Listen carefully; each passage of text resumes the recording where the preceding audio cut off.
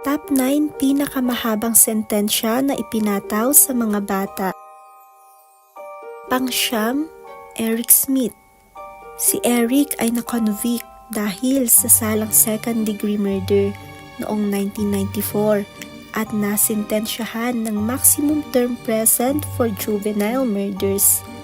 Noong gabi ng 1993, habang siya ay nagsacycling patungo sa summer camp, inanyayahan ni Eric si Robbie, 4 na taong gulang, sa kakahuyan. Ito ay kaniyang tinanggalan ng kasuotan, sinakal at pinukpok ng bato sa ulo. Nakulong nga si Eric dahil sa krimen at na-deny ang parol ng 8 beses hanggang taong 2021, Oktubre, siya ay nagantipilaan ng parol. Sa ngayon, si Eric ay malaya na. Ikawalo, John Silva. Si John ay 15 taong gulang lamang noong siya ay makulong dahil sa kasong first-degree murder.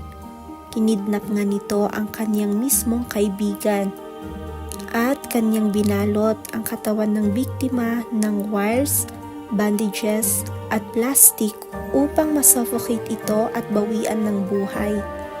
Ang katawan ng biktima ay itinapon niya sa septic tank. Kung siya ay nasa tamang edad, noong mangyari ang krimen, malamang siya ay papatawan ng death penalty. Ngunit dahil nga sa siya ay minor de edad, siya ay nasintensyahan ng life in prison na walang parol. Ang krimen ay nangyari noong May 26, 2000. Ikapito, Brian Lee Draper. Si Brian kasama ang kasabwat na si Tori Adamant, 16 na taong gulang noong mangyari ang krimen, ay nangloob sa bahay ng kanilang kamag-aral na si Cassie noong Setyembre 22, 2006. Matapos nilang pasukin ang bahay ng biktima, pinatay nila ang power outlet at pinagsasaksak ito ng 29 na beses. Sila ay nagsisihan sa kanilang ginawang krimen, ngunit pareho silang nasintensyahan ng life in prison. Kalaunan nga lumabas ang katotohanang sila ay na-inspired na gawin ang krimen dahil sa The Script franchise at Columbine High School Massacre. Ika-6, Lionel Tate. Si Lionel ang pinakabatang American citizen na nasintensyahan ng life in prison na walang anumang posibilidad ng parol. Taong 2001, noong siya ay 13 taong gulang lamang, nakulong siya dahil sa kasong bursary murder sa isang 6 na taong gulang na batang babae sa Florida. Ayon sa suspect, siya at ang biktima ay nagre-wrestling ng kanya itong hinedlock at saka pinagtatadyakan hanggang bawian ng buhay. Nangyari ang krimen noong Hulyo 1999. Ika-5, Joshua Phillips. Si Phillips ay nakulong at sinentensyahan ng habang buhay na pagkakakulong na walang parol noong Hulyo taong 1999. Si Joshua Phillips, na 14 anyos lamang noong mangyari ang krimen, ay natamaan ng bola ang kanyang 8 taong gulang na kapitbahay habang siya ay naglalaro ng baseball sa kanilang bakuran. Ang batang babae na biktima ay kanyang kinaladkad patungo sa kanyang silid. Sinakal ito gamit ang isang phone cord, pinalo muli ng baseball bat at tinuluyan ito sa pamamagitan ng pagsaksak sa biktima ng 11 beses. Matapos nga ang pagkawala ng batang babae, isang week-long search ang isinagawa hanggang ang ina mismo ni Joshua ang nakadiskubre sa kalunos-lunos na katawan ng biktima.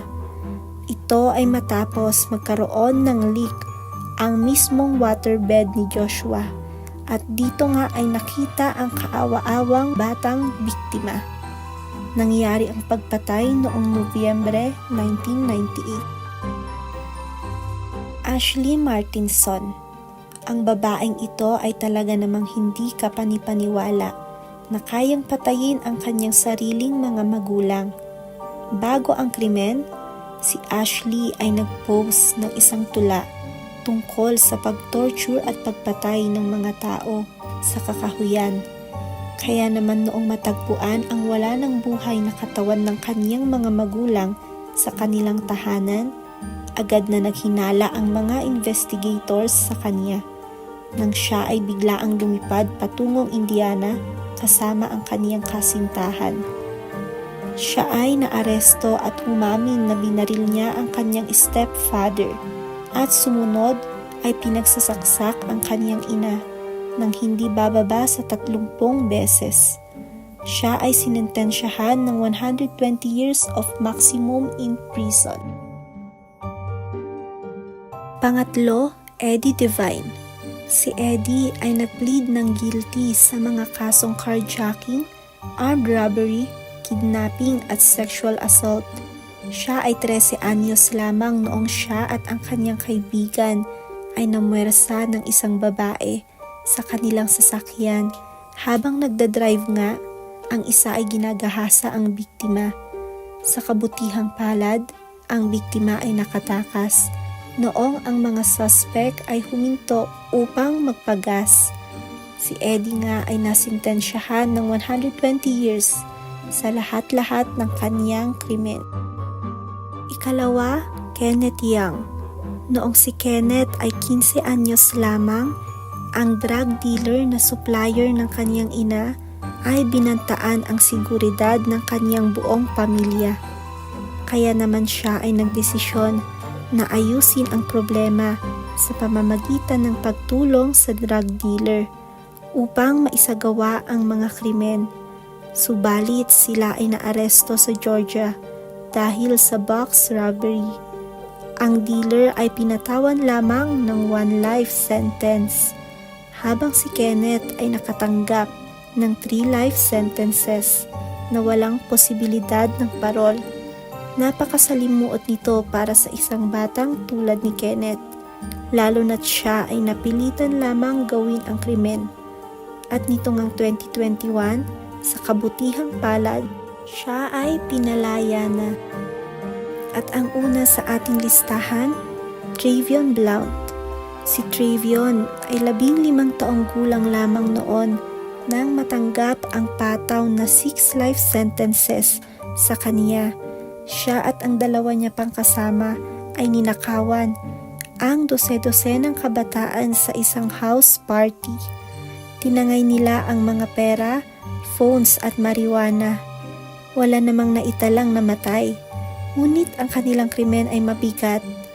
Ang kanyang kasamahan ay nag-plead ng guilty at pumayag sa plea deal, ngunit si Travion ay dumaan sa paglilitis at napatunayang guilty. Siya ay napatawan ng 118 years in prison na walang parol dahil sa kaniyang mga krimen.